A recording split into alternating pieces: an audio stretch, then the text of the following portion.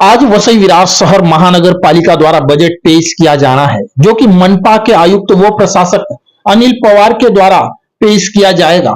आपको बता दें कि वसई विरार शहर महानगर पालिका ने पिछले वर्ष 2024-25 के लिए 3,112 करोड़ रुपए का बजट पेश किया था, जिसमें विकास कार्यों पर जोर दिया गया था और करों में कोई वृद्धि भी नहीं की गई थी। परंतु इस बार 2025-26 का बजट कितना होगा और कौन कौन से मुद्दों पर ध्यान दिया जाएगा, आइए सुनते हैं प्रशासक अर्थात मनपा आयुक्त अनिल पवार की जुबानी। सन 2025-26 या आर्थिक वर्षाचा मूळ अंदाजपत्रक 3,926.44 लक्ष 51,000 एवढा आहे। 3,926 कोटी 44 लक्ष 51,000।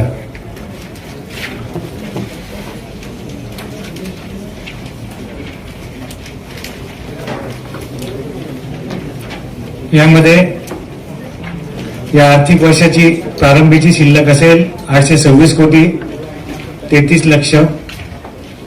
महसुली जमा असणार आहे 2,097 कोटी 84 लक्ष 71,000। भांडवली जमा होणार आहे 710 कोटी 85 लक्ष 7,000। काही असाधारण ऋण जमा जे होते आहे ते 291 कोटी 41 लाख 49,000 एवढी आहे। अशा एकत्रित मिळून 3100 कोटी 11 लक्ष 26,000 एवढं आपले जमा रक्कम आहे प्रारंभिक शिल्लकेसह।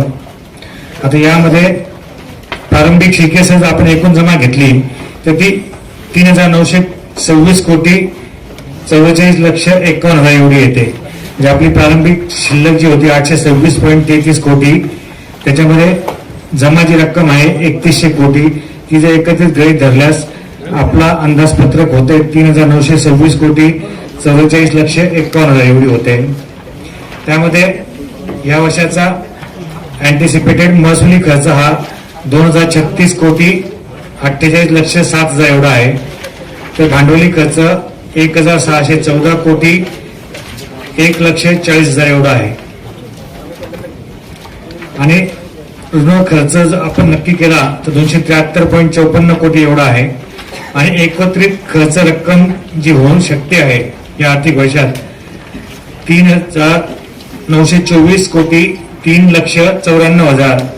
याचाच अर्थ आपला 2 कोटी 40 लक्ष 57,000 एवढं शिल्लकीचा अंदाजपत्रक आहे। अशा पद्धतीने हा अर्थसंकल्पित गोषवारा आहे। या अर्थसंकल्पामध्ये आपण ज्या काही बाबी अंतर्गत करतोय, ज्या महत्वाच्या असू शकतील किंवा आपला फ्लॅगशिप म्हणून असणार आहे, तर त्यामध्ये आपल्याला सर्वात महत्वाचा म्हणजे पूर परिस्थिती नियंत्रण किंवा पूर प्रतिबंधक कामांची पूर्तता करणं। हे कामं साधारणतः या वर्षभरामध्ये पूर्ण केल्यानंतर जे पूर परिस्थितीला नागरिकांना सामोरं जावं लागतं त्याचं प्रमाण बऱ्यापैकी कमी करण्याचा मानस आहे। त्याचप्रमाणे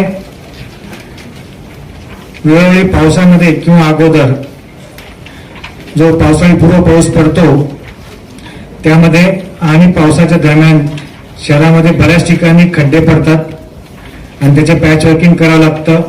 नागरिकांना फार मोठ्या प्रमाणात असुविधा होते। बऱ्याच ठिकाणी ऍक्सिडेंट देखील होतात आणि दुर्घटना घडत असतात। याकरता यावर्षी पॅचवर्कचा म्हणजे भविष्यात येणारा खर्च कसा कमी करता येईल याचं नियोजन करण्याकरता आम्ही एक कन्सल्टंटची अपॉइंटमेंट केलेली होती। आणि ज्या ठिकाणी वारंवार आपल्याला पॅचवर्क करावं लागतंय असे साधारणतः शहरातले 114 स्पॉट नक्की केलेले होते। आणि 114 स्पॉटमध्ये एकच अलाइनमेंट किंवा एकच पॅच पूर्ण घेतला असे 51 आम्ही नक्की केले आणि त्याच्यासाठी 208 कोटी रुपयाचा खर्च आहे। त्यापैकी या आर्थिक वर्षामध्ये आम्ही 150 कोटी रुपयाचं नियोजन केलेलं आहे, जेणेकरून हे सगळे फक्त शहरातले अंतर्गत रस्ते आहेत। शहराला मुख्य हायवे पासून शहरामध्ये येणारे जे 5 रस्ते आहेत त्याचा याच्यामध्ये समावेश जास्त नाही का, तर MMRDA कडे आम्ही साधारणतः 2862 कोटी रुपयांचे एवढे कॉन्क्रिटीकरणाचे प्रस्ताव सादर केलेले आहेत. त्याच्यानंतर काही तलाव आहेत. या तलावांच्या स्वच्छतेकरता आम्ही एक कार्यक्रम राबवायचा प्रयत्न आहे. त्याकरता एजन्सी आम्ही नक्की करतो आहे. या आर्थिक वर्ष म्हणजे 1 एप्रिल पासून त्याचं काम चालू होईल अशी अपेक्षा आहे. समज होईल ना. असे 9 तलाव हे प्राधान्याने पहिल्यांदा आयडेंटिफाय केलेले आहेत आणि साधारणतः त्या तलावातलं पाणी नितळ कसं राहील आणि त्याच एजन्सीला पुढील 2 वर्षाकरता ऑपरेशन मेंटेनन्स करता सुद्धा आमचा देण्याचा आमचा मानस आहे, जेणेकरून पुढच्या 4-5 वर्ष ते तलाव व्यवस्थित जातील आणि या दरम्यानच्या कालावधीमध्ये आपले विविध संवर्गातले अधिकारी कर्मचाऱ्यांना प्रशिक्षण पण मिळेल, थोडासा अनुभव पण येईल व पुढे फक्त केमिकल्स किंवा कल्चर किंवा काय ज्या गोष्टी असतील त्या वापरून आपला कर्मचारी देखील ते तलाव स्वच्छ राखण्यासाठी उपयोगी प्रयत्न करणार आहे. त्याच्यानंतर 2013ला आपलं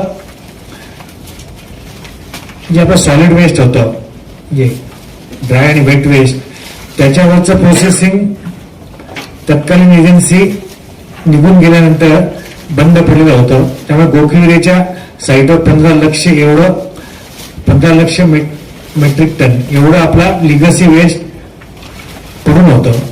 तर त्यावर प्रक्रिया करण्याकरता आम्ही एजन्सी आयडेंटिफाय केली आणि साधारणतः 4 लक्ष मेट्रिक टन पेक्षा जास्त कचऱ्याचं विघटन किंवा त्याच्यावर बायोमायनिंगची प्रक्रिया आजपर्यंत पूर्ण केलेली आहे. आता उरलेली 10-11 लक्ष मेट्रिक टन आहे.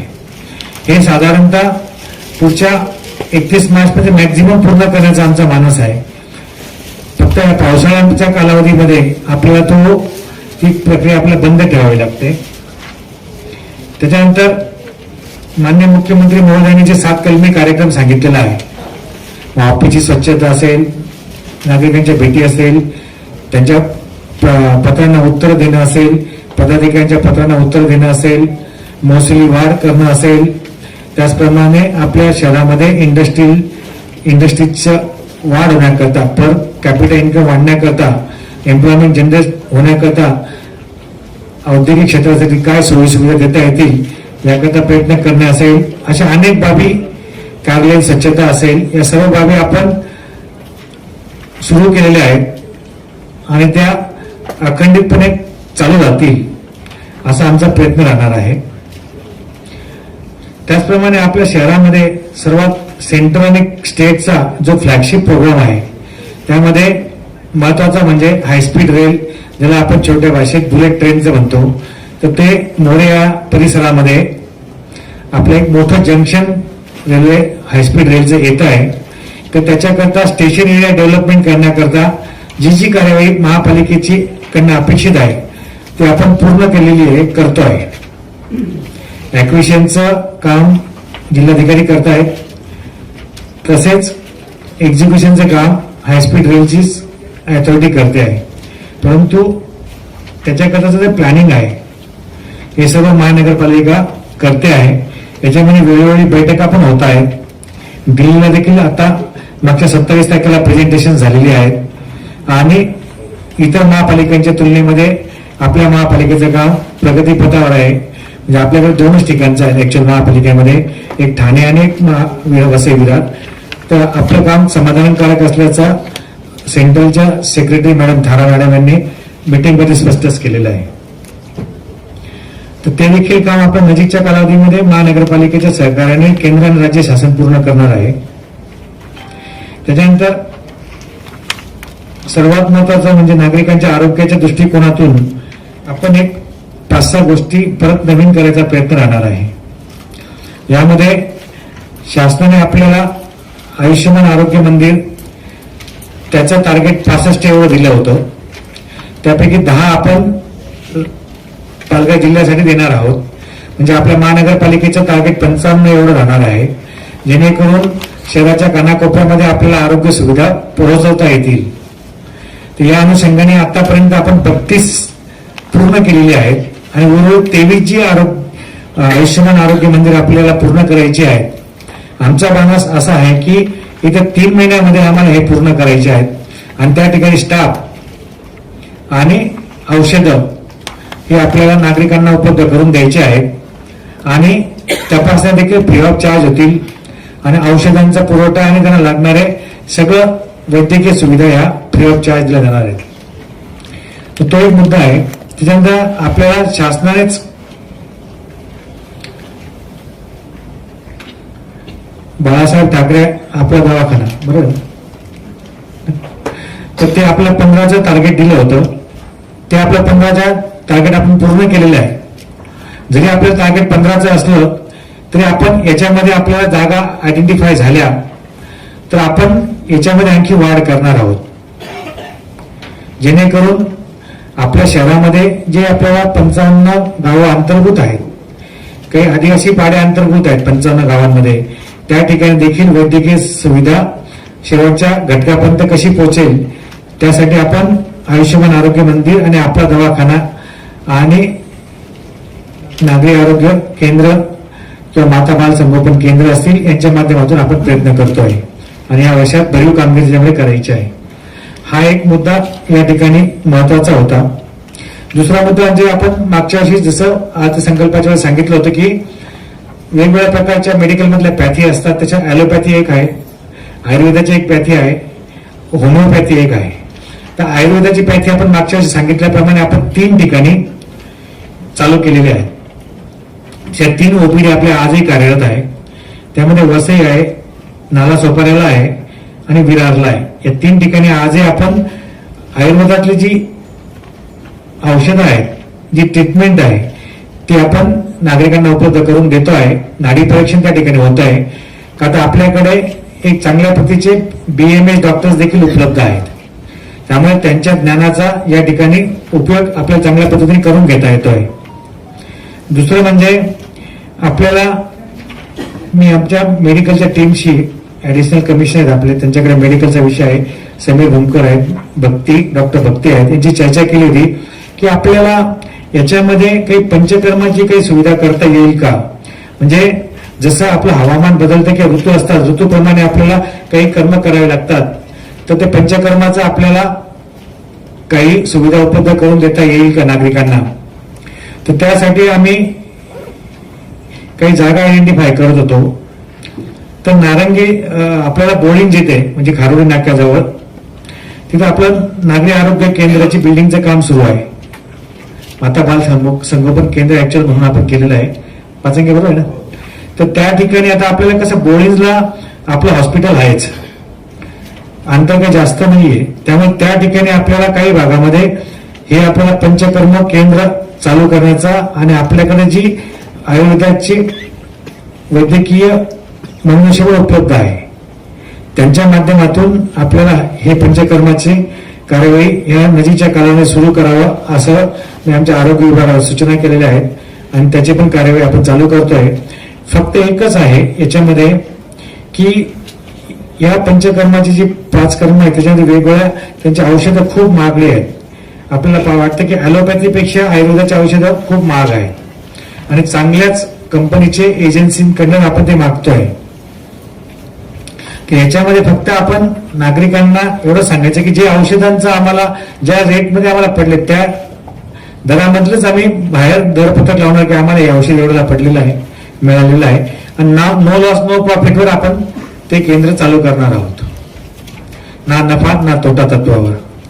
हा एक मुद्दा होता म्हणजे जेणेकरून आपल्याला आयुर्वेदाच्या ओपीडी बाबत पंचकर्म देखील चालू करता येणार आहे आणि ज्या नागरिकांना ती सुविधा घ्यायची असेल तर इतर तर जाण्यापेक्षा याच ठिकाणी ती सुविधा त्यांना खारोडी नाक्याला बोळींच्या इथे आपल्याला उपलब्ध होऊ शकेल.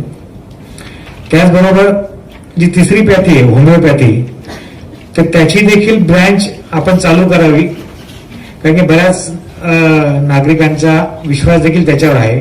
याचा अर्थ ॲलोपॅथी नको असं नाही, परंतु 3 प्रकारच्या या पॅथी साधारणतः नागरिक वापरत असतात. तर ही देखील सुविधा उपलब्ध करून देण्याकरता बोळेला देखील आम्ही जागा आयडेंटिफाय केलेली आहे आणि त्या ठिकाणी देखील आपण ती व्यवस्था या नजीकच्या कालावधीमध्ये चालू करतो आहे. याच्याबरोबरच बऱ्याच वेळा नागरिक जेव्हा मला भेटायला येतात, विविध पक्षाचे येतात, पत्रकार येतात किंवा जे वेगवेगळ्या आजारांनी ग्रस्त आहेत, किंबहुना त्यांना ज्या वेगवेगळ्या प्रकारच्या टेस्ट आहेत त्या करणं कठीण जात आहे किंवा खासगी रुग्णालयांमधले किंमत त्यांना परवडत नाहीये, तर अशा नागरिकांसाठी जसं आपण आता 150 पेक्षा जास्त टेस्ट करण्याकरता 4 सेंटर्स एक सबसिडाइज रेटमध्ये चालू केले शहरामध्ये, फक्त त्याच्यामध्ये 24 तासापेक्षा जास्त कालावधी करता तो इंडोर पेशंट आमचा असला पाहिजे अशी अट आहे त्याच्यामध्ये. पण या ठिकाणी मात्र आपण डायग्नोस्टिक सेंटर चालू करावं. याकरता तुळीजला, बरोबर ना, सोपारा वेस्टला ना, तर त्या ठिकाणी आपली जी इमारत आहे त्या ठिकाणी जागा नक्की केलेली आहे. त्याच्यामध्ये आपण एक्सप्रेशन ऑफ इंटरेस्ट काढलेले आहेत आणि काही हॉस्पिटल्सला आम्ही कॉन्टॅक्ट केला होता. त्यापैकी एक हॉस्पिटल माझा सब्जेक्ट कृष्णा डायग्नोस्टिक्स म्हणून आहे, त्यांना देखील कॉन्टॅक्ट केला होता. लीलावतीला पण कॉन्टॅक्ट केला होता. अशा अनेक हॉस्पिटल आम्ही सुमोटो पण कॉन्टॅक्ट करून त्यांना सांगितलं की आम्ही EOI काढतोय, आपण कृपया पार्टिसिपेट करा. तर कृष्णा डायग्नोस्टिक्सची त्याच्यामध्ये व्हिजिट पण झालेली आहे. त्यांनी काही चेंजेस सांगितले होते. समजा आम्हाला EOI मध्ये आम्ही जे थ्रू झालं होतं, आम्हाला साधारणतः या गोष्टी याच्यात असे बदल लागतील, तर ते देखील आपण करण्याचं तयारी दाखवलेली आहे. जेणेकरून जर विचार जर केला, MRI जरी घेतला किंवा CT स्कॅन घेतला किंवा स्कॅनिंग कोणत्याही शरीरातल्या प्रत्येक अवयवाचं कोणतंही घ्यायचं झालं तर त्याची फी साधारण 10,000 पासून तर 15-16 हजारापर्यंत होते. तर या ठिकाणी आम्ही त्यांना ही फी जी आहे ती बेअर मिनिमम म्हणजे 4-1 हजारापर्यंत करावी. तुमचे 16,000च्या अगेन्स्ट किंवा 10,000च्या अगेन्स्ट 4 ते 5,000 करा. आणि त्यासाठी त्यांच्याकडनं आम्ही कोणत्याही प्रकारचं भाडे घेणार नाहीयेत, रेंट घेणार नाहीयेत, म्हणजे डिपॉझिट काही घेणार नाहीयेत. फक्त त्यांना एवढंच सांगितलेलं आहे की जे तुम्ही लाईट वापरणार असाल तर लाईट बिल तुम्हाला भरावं लागेल, जे इलेक्ट्रिसिटीचा चार्ज तुम्हाला द्यावा लागेल आणि मेंटेनन्स जो काही होईल तुमच्या इक्विपमेंटचा होईल किंवा याचा बाकीचा काही इतर होईल थोडाफार तो तुम्हाला करावा लागेल. सगळे इक्विपमेंट त्यांनी आणायचे आहेत, बरोबर ना. त्यामुळे आपल्याला इक्विपमेंटचा खर्च राहणार नाहीये, फक्त आपल्याला आपली वास्तू उपलब्ध त्यांना करून द्यायची आहे याच मुद्द्यावर, आणि कोणत्याही प्रकारचा रेंट आकारला जाणार नाही या मुद्द्यावर आपण EOI फ्लोट केलेला आहे. त्याच्यानंतर दुसरा EOI पण आपल्याला फ्लोट करायचा आहे, तो अजून करायचा बाकी आहे. याच्यामध्ये साधारणतः आपल्याकडे काही इमारती तयार आहेत. त्या ठिकाणी उदाहरण घ्यायचं झालं तर फादरवाडीची इमारत आहे, त्या ठिकाणी आपण आरोग्यवर्धिनी केंद्र बाकी चालू केलेलं आहे ऍक्च्युअल. नंतर आपलं एक मेडिकलचं ते पण आम्ही सुरू केलेलं आहे त्या ठिकाणी, पहिल्या मजल्यावर आणि दुसऱ्या मजल्यावर, खालच्या गाड्यांमध्ये आणि पहिल्या मजल्यावर साधारणतः. तर त्या ठिकाणी देखील आपल्याला बऱ्याच नागरिकांच्या सूचना होत्या की कॅन्सरसाठी आपण काही प्रिलिमिनरी ट्रीटमेंट किंवा व्हेरिफिकेशन किंवा असं काही करू शकतो का. तर कॅन्सर ऑन्कॉलॉजी युनिटसह कार्डियाक युनिट आपल्याला काही ठेवता येईल का, किंवा एक्सटेन्सिव्ह ट्रॉमा युनिट काही आपल्याला त्या ठिकाणी ठेवता येईल का. याकरता मी लीलावतीच्या हॉस्पिटलच्या जे कोणी प्रशासनाचे भाग आहेत त्यांच्या वरिष्ठ अधिकाऱ्यांनी या ठिकाणी बोलवलं होतं एक 15 दिवसापूर्वी. त्यांना आपण जागा दाखवलेल्या आहेत. त्यांचं एकच म्हणणं होतं की आम्ही कॅन्सरचं म्हणजे ऑन्कॉलॉजी युनिट तिथे सुरू जर करायचं झालं तर त्यासाठी आम्हाला नर्सेस लागतात. तर नर्सेससाठी आम्हाला स्कूल किंवा कॉलेज जे असेल ते पण तिथे सुरू करायला जागा जर तुम्ही उपलब्ध करून दिली तर दोन्ही गोष्टी आम्हाला या ठिकाणी चालू करता येतील. तसं प्रपोजल देखील आम्ही त्यांना दिलेलं आहे लीलावती हॉस्पिटलला. आणि त्यांना आम्ही जी आपली नालासोपाऱ्याची जागा आहे वेस्टची ना, तर त्या ठिकाणी आपल्याला अकोमोडेशन रिझर्वेशन मध्ये G+4 ची एक बिल्डिंग जी शैक्षणिक पर्पज करता आपल्या आरक्षणामधली होती ती प्राप्त झालेली आहे. तर ती इमारत पण आम्ही त्यांना दाखवलेली आहे आणि त्या इमारतीबद्दल त्यांचा नर्सिंगचं कॉलेज किंवा स्कूल चालू करण्याकरता त्यांचा होकार आम्हाला तोंडीरित्या प्राप्त झालेला आहे. तर त्याचा देखील आम्ही EOI काढणार आहे. म्हणजे लीलावती सोबतच इतर जर काही हॉस्पिटल कॉम्पिट करत असतील तर साधारण वर्षभरामध्ये याच्यामध्ये बऱ्यापैकी प्रगती करता येईल. आणि या तिन्ही गोष्टी आपल्याला म्हणजे ऑन्कॉलॉजी, कार्डियाक आणि ट्रॉमा या तिन्ही गोष्टींचं आपल्याला काही युनिट सुरू करता येतं का त्यासाठी प्रयत्न करणार आहोत. यश येईल अशी अपेक्षा आहे, परंतु त्यासाठी सर्वांचं पाठबळ आम्हाला लागणार आहे. त्याचनंतर काही बऱ्याच म्हणजे मी आल्यापासूनच बघत होतो किंवा मला नागरिक सांगत होते की आपल्याकडे साधारणतः पोस्टमार्टम शवविच्छेदनाकरता कोणत्याही प्रकारची व्यवस्था नाहीये. आपण 3 ठिकाणी केलं जातं शवविच्छेदन, नालासोपारा असेल, बोळींला असेल, विरारला असेल समजा. तर या ठिकाणी जिल्हा परिषदेचे ज्या केंद्र आहेत, आरोग्य केंद्र, त्याच ठिकाणी त्या पीएमचं काम होतं. तर या ठिकाणी आता आपल्याकडे मी इतर महानगरपालिकांना किंवा मुंबईत बघितलं किंवा ठाण्यामध्ये, तर या ठिकाणी एमबीबीएस डॉक्टर बरोबर बीएमएस डॉक्टर देखील पीएम करतायत. मग आपल्याकडे एमबीबीएस आणि बीएमएसचा साधारणतः 100 पेक्षा जास्त डॉक्टर्स आहेत दोन्ही मिळून. तर मी आमच्या मेडिकल टीमवर चर्चा केली होती. तर आपण याच्यामध्ये काय गोष्टींची आवश्यकता राहणार आहे ते म्हटले की याला डिग्री डॉक्टरचीच लागते, एमबीबीएस आणि बीएमएस समजा. त्यांना फक्त ट्रेनिंगचा पार्ट आहे. त्या ट्रेनिंगच्या पार्ट करता आम्ही जे हॉस्पिटलला पण लिहिलेलं आहे आणि त्या अधिष्ठातांना विनंती केली की 15 दिवसाचं पूर्ण हँड्स ऑन ट्रेनिंग आमच्या डॉक्टर्सला जर आपण दिलं तर ते पण ट्रेंड होतील. आणि मग आपले जेवढे 9 हॉस्पिटल्स आहेत, युपीएससीज आहेत, त्यापैकी काही आपल्याला आयडेंटिफाय करून प्रत्येक भागामध्ये पीएमचं काम आपल्याला आमचे डॉक्टर करतील.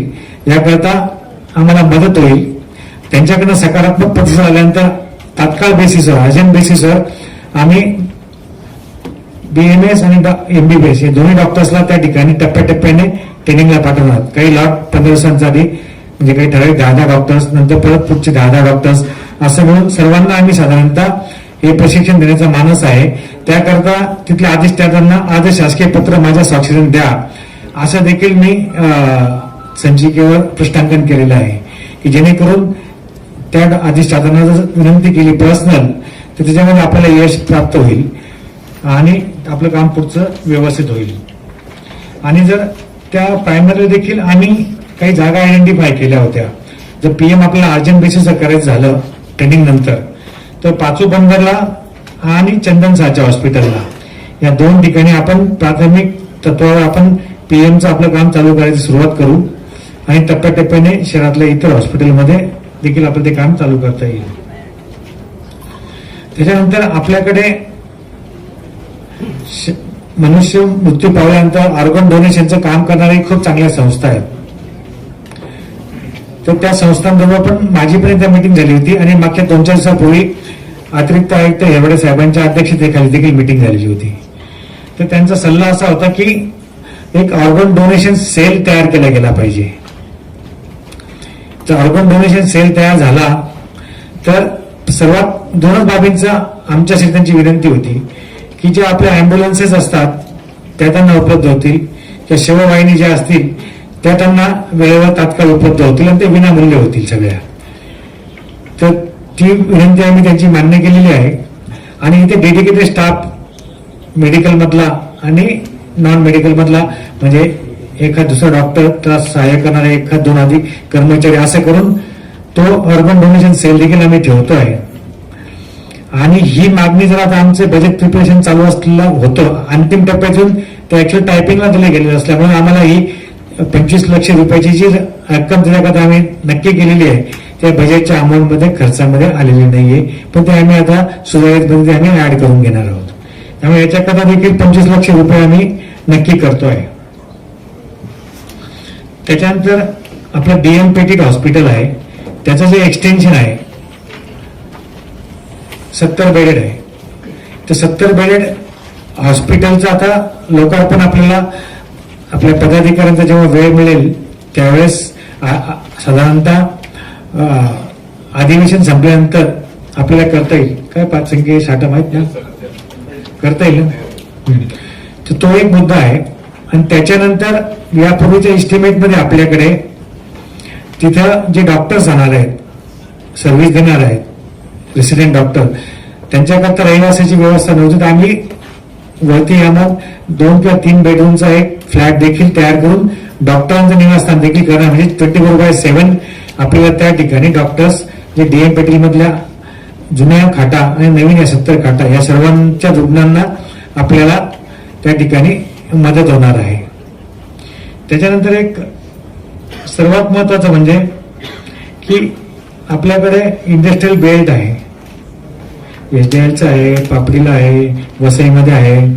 तर या इंडस्ट्रियल बेल्ट मध्ये जे कामगार आहेत त्यांच्या करता आपल्याला काही त्यांचा आजार पण डिटेक्ट करून घेण्यासाठी आपल्याला आपण पोर्टेबल एक्सरे मशीन्स आपल्याला प्राप्त झालेले आहेत. तर त्या ठिकाणी देखील हे पोर्टेबल मशीन्स, एक्सरे मशीन्स ते घेऊन त्यांचं स्कॅनिंग करून घेण्याचा आमचा मानस आहे. म्हणजे एक एक इंडस्ट्री, त्याच्या कंपनी आणि त्यातल्या कर्मचाऱ्यांचं एक्सरे स्कॅनिंग करणं हे आम्ही पोर्टेबल यंत्राच्या द्वारे करून घेण्याचं आमचं नक्की केलेलं आहे. जेणेकरून त्यांना जर काही आजार डिटेक्ट झाले तर त्यांना लाईन ऑफ ट्रीटमेंट नक्की करता येईल. तर अशा पद्धतीने साधारणतः आपल्याला कार्यवाही करायची आहे. आणि वैद्यकीय आरोग्य विभागामार्फत, तसंच मी आपल्याला बायोमायनिंगचं सार्वजनिक आरोग्य विभागामार्फत जे काम होतं तेही सांगितलेलं आहे. त्याच्यानंतर आपल्याला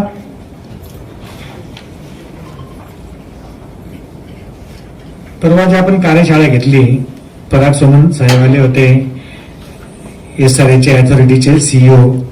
तर ती ऍक्च्युअल वेगळी प्लॅनिंग अथॉरिटी आहे. तर त्या प्लॅनिंग अथॉरिटीला मदत आपण करण्यासाठी नागरिक ज्या काही बैठी घरं आहेत त्यांना SRA मध्ये जायचं आहे, ती स्कीम राबवायची आहे, तर त्यांचे काही कागदपत्र त्यांना प्रत्येक नागरिकांना त्यांचं दिवस बुडवूनच त्यांना तिकडे जावं लागेल. तर ती गैरसोय टाळण्याकरता आम्ही 1 किंवा 2 कर्मचारी डेडिकेटेड या ठिकाणी ठेवू, जेणेकरून त्यांचे कागदपत्र फक्त कलेक्ट करतील आणि आमचा रण जो असेल, म्हणजे एक व्यक्ती शिपाई समाजातला, तो ठाण्याच्या ऑफिसला जाऊन देईल. म्हणजे नॉन टेक्निकल कामच फक्त त्यांना मदत म्हणून, नागरिकांना एक सुविधा म्हणून ते आम्ही तयार करण्याचा आमचा एक प्रयत्न राहणार आहे. त्याच्यानंतर आपण क्लस्टर डेव्हलपमेंट करण्याकरता देखील आपण कन्सल्टंट अपॉइंट करून त्याच्याकडनं 40 क्लस्टर या शहरामध्ये आयडेंटिफाय करून घेतलेले आहेत. तर त्याच्यामुळे पुढे काय प्रगती करता येईल ते थोडंसं जिक्रीचं आणि क्लिष्ट काम आहे, परंतु सुरुवात नक्की आम्ही त्या विषयाला या आर्थिक वर्षामध्ये गती येईल या दृष्टिकोनातून प्रयत्न करणार आहोत. इथं बघितलं असता उत्पन्नाचे काही स्रोत वाढावेत आपल्यासाठी. त्यासाठी जेव्हा आलो तर काही गोष्टी नंतर लक्षात आल्या की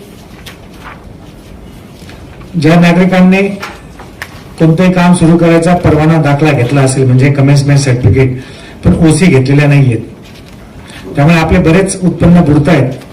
ते उत्पन्न बुडण्यामध्ये प्राधान्याने डेव्हलपमेंट चार्जेस असतील, प्रीमियम चार्जेस असतील, वॉटर सोर्स डेव्हलपमेंट चार्जेस असतील, अनदर ऑक्युपन्सी चार्जेस असतील, कंपाऊंडिंग चार्जेस असतील, अशा अनेक प्रकारच्या आपले चार्जेस बुडतात.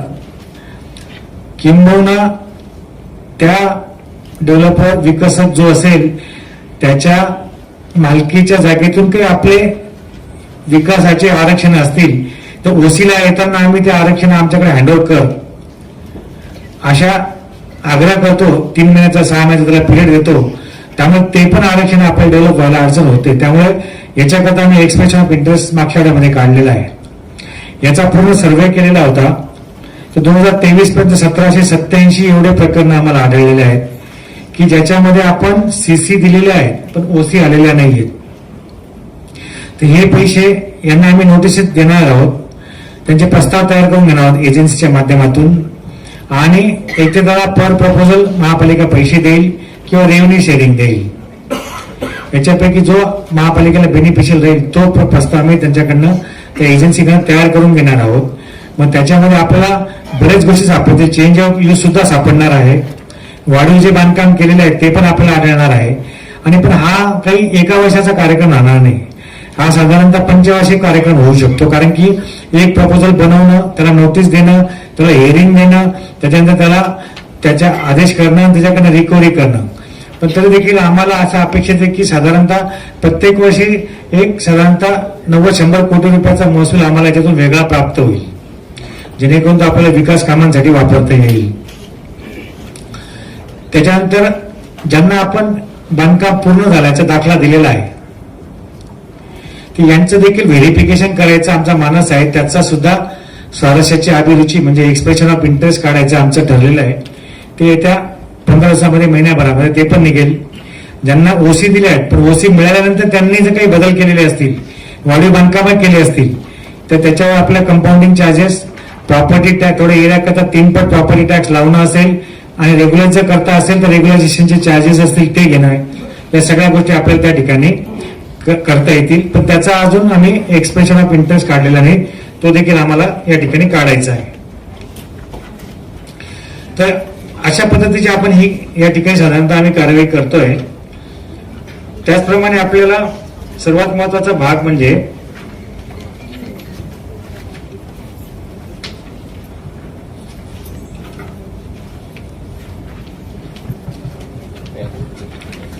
Property tax. कुठं होतं? प्रॉपर्टी टॅक्स मध्ये देखील आम्ही काही गोष्टींमध्ये सुधारणा करतोय की त्याच्यामध्ये जर बघितलं असतं आपल्याला 22-23 ला 373 कोटी एवढं आपलं वसूल झाला होता. 23-24 ला 345.62 कोटीच झाला.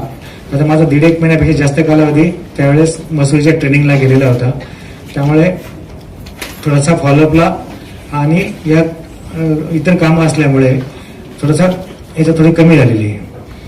आता 7 मार्च पर्यंत 331 कोटी झालेला आहे आपला वसूल. तर 31 मार्च पर्यंत साधारणतः आपला 400 कोटी होईल असं अपेक्षा आहे. आणि पुढच्या वर्षाकरता आपण तो त्याच्यामध्ये आणखी 100 कोटी वाढवू, म्हणजे समजा 534 कोटीपर्यंत. बरोबर, 534 कोटीचा आम्ही टार्गेट त्या ठिकाणी नक्की केलेला आहे. नसेल 534 कोटी पण 500 कोटीचा तरी आकडा गाठायचा आमचा त्यावेळेचा या वर्षात प्रयत्न राहणार आहे. हे कारण काय की याच्यामध्ये आपण ज्या वाणिज्य प्रॉपर्टीज आहेत त्या वाणिज्यिक प्रॉपर्टी आम्ही सर्वे करायचं काम चालू केलेलं होतं.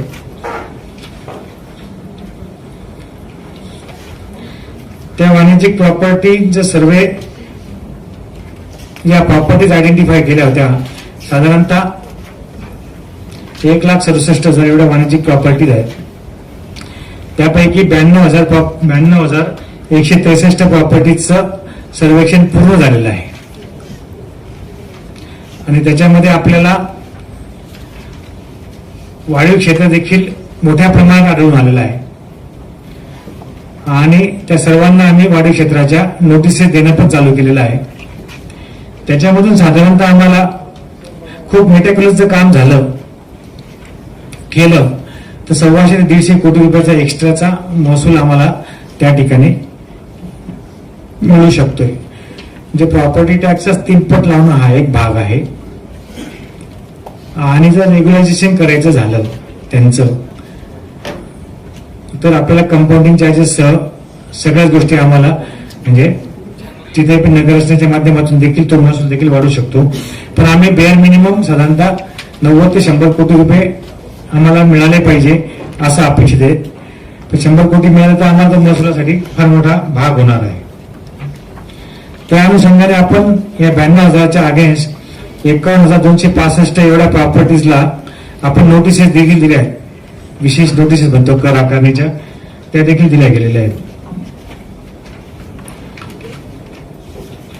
दुसरा मुद्दा म्हणजे आपल्याला शासनाच्या सूचना अशा आहेत की प्रॉपर्टी टॅक्सचं रिव्हिजन हे साधारणतः 5 वर्षानंतर झालं पाहिजे.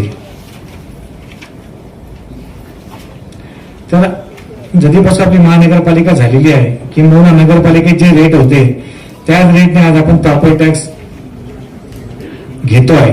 रिव्हिजन एकदाही झालेलं नाहीये आजपर्यंत. त्यामुळे दरामध्ये जर सुधारणा करायची झाली तर काय करायचं आहे, त्या शहराच्या झोनमध्ये वेगवेगळ्या झोनमध्ये विभाजन करण्याचा आमचा प्रस्तावित आहे. त्याच्यानंतर बांधकामाचं जसं स्वरूप आहे त्या पद्धतीने मालमत्तांचं वर्गीकरण करायचा आमचा विचार आहे. नुसतं बांधकामच नाही तर वापर कसा आहे त्या ठिकाणी, निवासी असेल, औद्योगिक असेल, वाणिज्यिक असेल, त्या पद्धतीने देखील वर्गीकरण करून त्यांच्यावर प्रॉपर्टी टॅक्स मध्ये कशा पद्धतीने वाढ करायची हा एक आम्ही केलेला आहे ऍक्च्युअल. आणि शासनाने काही ठराविक महापालिका घेतलेल्या आहेत, एक 10 महापालिका. त्याच्यामध्ये जो आपला रेग्युलर पद्धत आहे मालमत्ता कर आकारण्याची त्याच्याऐवजी कॅपिटल व्हॅल्यू बेस्ड पद्धत घ्यावी आणि त्याची सगळं डिटेल्स शासनाने आमच्याकडनं सह बाकीच्या महापालिका नवी मुंबई असेल, ठाणे असेल, इतर महापालिका आहेत त्यांना त्याचा कॅपिटल व्हॅल्यू बेस पद्धतीने प्रॉपर्टी टॅक्स असेसमेंट करा आणि आम्हाला त्याचा एक ड्राफ्ट आम्हाला पाठवा की साधारणतः काय फरक पडतोय. तर तो देखील आम्ही तयार करून शासनाला पाठवलेला आहे. शासन त्यामध्ये जो काही निर्णय घेईल त्या पद्धतीने आपल्याला हे दर सुधारित परत करावे लागतील. आम्ही ऑलरेडी केलेले आहेत पण परत करावं लागतील. त्याच्यानंतर आता पूर्वीचं बघितलं तर निवासी मालमत्तांचं बांधकामाचा जर प्रकार बघितला तर मातीचं होतं, विटा होता, पत्रा शेड होतं, लोड बिअरिंग होतं, आरसीसी होतं. हे पाचही प्रकारे आपण या प्रॉपर्टीजला मालमत्ता कर वेगळ्या दराने अप्लाय करत होतो. आता पण यापूर्वी फक्त वाणिज्यिकचे मात्र फक्त विटांचं किंवा सिमेंटचं लोड बिअरिंग आणि आरसीसीच होतं आणि इंडस्ट्रीचे दोनच प्रकार होते, विटा सिमेंट असेल किंवा आरसीसी असेल. परंतु आता आपण वाणिज्यिक आणि औद्योगिक मध्ये वापराप्रमाणे मालमत्तांचं वर्गीकरण केलेलं आहे. त्यामध्ये आरसीसी असेल, लोड बेअरिंग असेल, पत्रा शेड असेल, कोटमाळा असेल, वेदर शेड असेल, या सर्वांचं असं 5 प्रकारे आपण यांचं वर्गीकरण केलेलं आहे आणि त्या प्रत्येकाला आपण वेगवेगळे दर लावणार आहोत. त्याचा एरिया आणि त्याला केलेला दर, जेणेकरून आपल्याला एकत्रित पद्धतीने लावण्यापेक्षा वापराप्रमाणे आपण त्याचे दर आपल्याला लावता येतील. त्याच्यानंतर 1 एप्रिल 2025 पासून आता सर्वच महापालिकांमध्ये बघतो आपण की ज्या ज्या गोष्टी त्यांनी महसूल वाढीच्या दृष्टिकोनातून अंतर्भूत केलेल्या आहेत त्याचा आम्ही थोडा अभ्यास केला असता आपल्याकडे पण ज्या गोष्टी वर्षानुवर्ष केलेल्या नव्हत्या त्या थोड्याशा अंतर्भूत कराव्या लागणार आहे की ज्याच्यातून कोणत्या व्यक्तीला उत्पन्न मिळतं किंवा त्याची रोजीरोटी चालते तर त्या अनुषंगाने आपल्याला त्याने महापालिकेला देखील त्याचा प्रॉपर्टी टॅक्स दिला पाहिजे. तर ज्या काही खुले जागा आहेत ज्याचा वापर बाजारासाठी होतो, पार्किंगसाठी होतो किंवा इतर काही व्यवसायासाठी होतो पण त्या जागा अनआयडेंटिफाईड आहेत आणि त्यांचा कोणत्याही पद्धतीने त्यांच्यावर कोणत्याही प्रकारचा चार्ज लावला जात नाही, तर तो देखील आम्ही ठराव करून ती कार्यवाही करणार आहोत.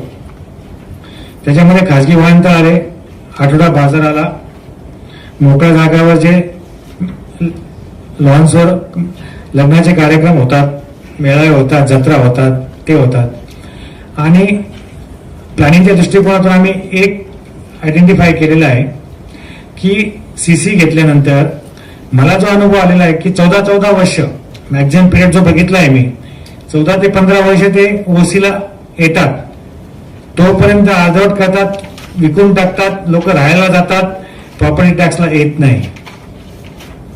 तोपर्यंत त्या जागेचा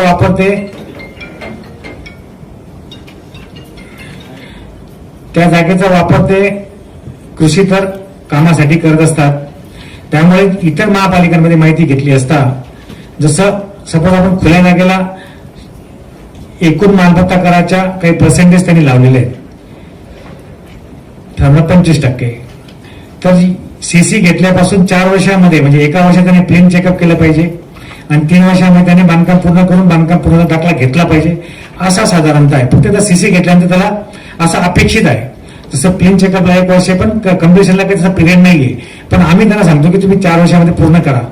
तर या 4 वर्षासाठी सीसी घेतल्यापासून तर त्याला त्या प्रॉपर्टीच्या होणाऱ्या भूखंडाच्या खुल्या भूखंडाचा जो काही अमाऊंट असेल त्याच्या 25% प्रॉपर्टी टॅक्स लावण्याबाबतचा आम्ही तो प्रशासकीय ठराव घेण्याचा आमचा मुद्दा आहे.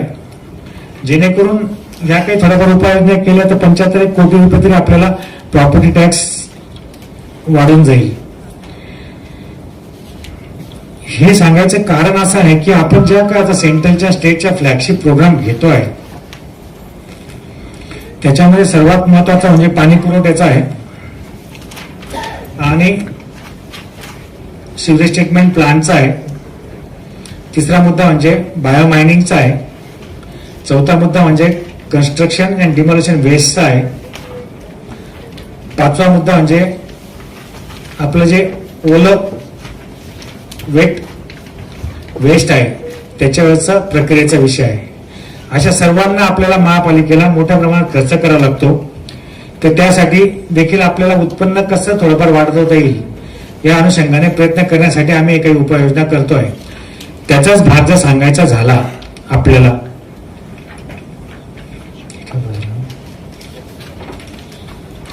त्याचाच भाग सांगायचा झाला तर आपल्याला पाणीपट्टी कर जो असेल जे त्याच्यामध्ये आम्ही काही वाढ प्रस्तावित केलेली आहे. त्याच्यानंतर जलस्रोत विकास आकार असेल, नळ जोडणीचा आणि खोदाईचा जो एकदम बेअर मिनिमम आहे. म्हणजे आपल्याला जर पाईपलाईन खोदायची असेल त्या ठिकाणी आपल्याला एक्सकेव्हेशनसाठी आणि रिसर्फेसिंगसाठी जो खर्च येतो त्याच्या 1/10 सुद्धा आपण हा आकार लावलेला नव्हता. तर त्यामुळे आपल्याला त्याच्यामध्ये फार मोठा खर्च होत होता आपला. तर त्यामध्ये आपण साधारणतः 25% वाढ करायचा प्लॅन आहे आपला. म्हणजे रेसिडेन्शियल असेल, कमर्शियल असेल आणि रेसिडेन्शियल प्लस कमर्शियल असेल. तसंच पाणीपट्टीमध्ये पण साधारणतः आपण त्या पद्धतीने वाढ करतो आहे. याचे कारण पण मी आपल्याला सांगेन. तसंच इतर महापालिकांमध्ये बघितलं तर सर्व महापालिकांना महाराष्ट्रातल्या पाणी पुरवठा लाभ कर पण आहे. आणि आता आपल्याला जे मलजलसाठी आपण 4 प्रोजेक्ट करतो आहे. आता एक नालासोपाऱ्याचा चालूच आहे आपला 103 MLDचा. त्याच्यानंतर आपण निळेमोडीमध्ये पण आपण साधारणतः 34.5 MLDचा प्रकल्प करतो आहे. त्याच्या आपल्याला DPR बनवला गेला, त्याचं MGP कडनं तांत्रिक मान्यता देखील मिळाली. त्याचा एकूण DPR मधली व्हॅल्यू 329 कोटी रुपयाची आहे.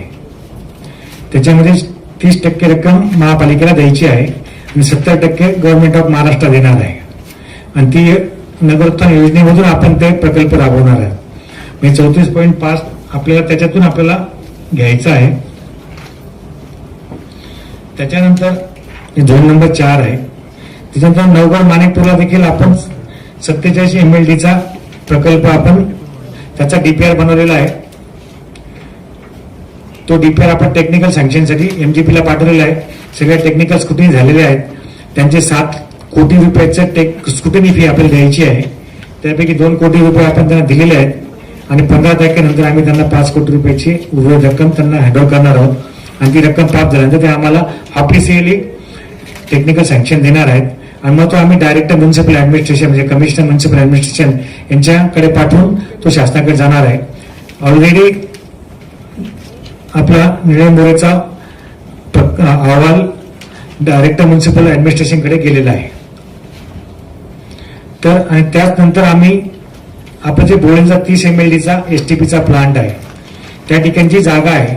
त्या ठिकाणी आपण 22 MLDचा नव्याने उर्वरित जागेमध्ये पण STPचा प्लांट तयार करण्याकरता DPR नेमण्याकरता कन्सल्टंट नेमून साधारणतः डिसेंबरपर्यंत पण तो प्रकल्प TS मिळून शासनाकडे जाईल आणि पुढच्या आर्थिक वर्षाच्या आज आपल्याला काही याच्यामध्ये रक्कम मिळू शकते का नाही याचा प्रयत्न तसा राहणार आहे. त्यामुळे नालासोपाऱ्याचा 103 MLD, बोळींचा 30 MLD, त्याच्यामध्ये 22 MLDचा एक्स्ट्रा प्लस निळ्या मोऱ्याचा याचा आपला साधारणतः 34.5 MLDचा त्याची किंमत 329 कोटी आहे जो शासनाकडे आता गेलेला आहे. आणि नवगड माणिकपूरचा जो आहे 47 MLDचा आहे त्याची तांत्रिक मान्यता तयार झालेली आहे. फक्त त्यांच्या स्क्रुटनी फी दिल्यानंतर आम्हाला ते ऑफिशियली कळवणार आहे. त्याची किंमत 506 कोटी एवढी आहे. तर असं बघितलं असता तर आपलं 291 MLD चे वॉटर ट्रीटमेंट आपली होईल या साधारणतः 2 वर्षाच्या कालावधीमध्ये असा महापालिकेचा मानस आहे. कारण की हे प्रकल्प मोठे आहेत, त्याला पैशांची देखील व्यवस्था करावी लागणार आहे. या दोन्ही प्रकल्पांमध्ये जसं सांगितलं, जसं आता पाणी पुरवठ्याचे पण आपले 2 प्रकल्प चालू आहेत, पॅकेज 1 आणि पॅकेज 2. तर पॅकेज 1 मध्ये आपल्याला एकूण 494 कोटी रुपयाचा आपला प्रकल्प प्रोजेक्ट कॉस्ट होती. परंतु साधारणतः 7.5% 7.3% अभाव आपल्या शासनाने मान्यता दिली. अनेक विषय होते, टेक्निकल बाबी होत्या, त्यामुळे आपला तो एस्टिमेटेड कॉस्ट 567 कोटी गेलेली होती.